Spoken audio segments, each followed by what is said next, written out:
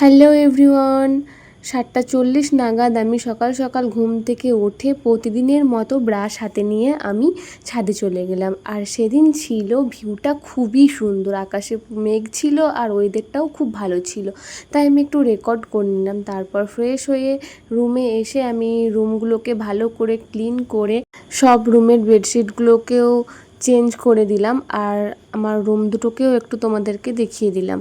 প্রথমে একটা কথা তোমাদেরকে বলে রাখি, এই ভিডিওটা তোমরা কবে দেখতে পাবে আমি জানি না, তবে এই ভিডিওটা আমি করেছিলাম 5 আগস্ট, যেদিন আমি আপলোড করব তোমরা দেখতে পাবে অবশ্যই।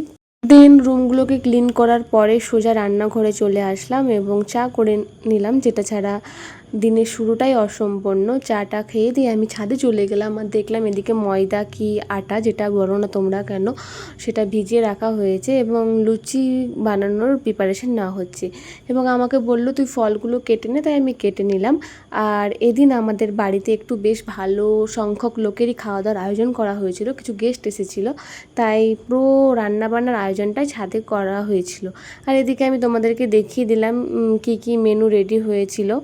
সবগুলো মেনুর ক্লিপ আমি নিতে পারিনি, তবে যেটুকু পেরেছি নিয়েছি। আর এদিকে কয়েক রকমের মিষ্টি ছিল, এগুলো আমি ক্লিপ নিয়েছিলাম তাই অ্যাড করে দিলাম। আর এই যে গেস্টের জন্য আমি এখানে চা করতে বসিয়ে দিয়েছি। তারপর মা বলল আমাকে যে কাপ আর গ্লাসগুলো ধুয়ে রেডি করে রাখতে, তাই সেগুলো আমি করে। তারপর আমি ব্যাগ গুছিয়ে সোজা চলে আসলাম স্টেশনে, কারণ সেদিন আমার ট্রেন ছিল খাগড়াঘাট টু এনজেপি।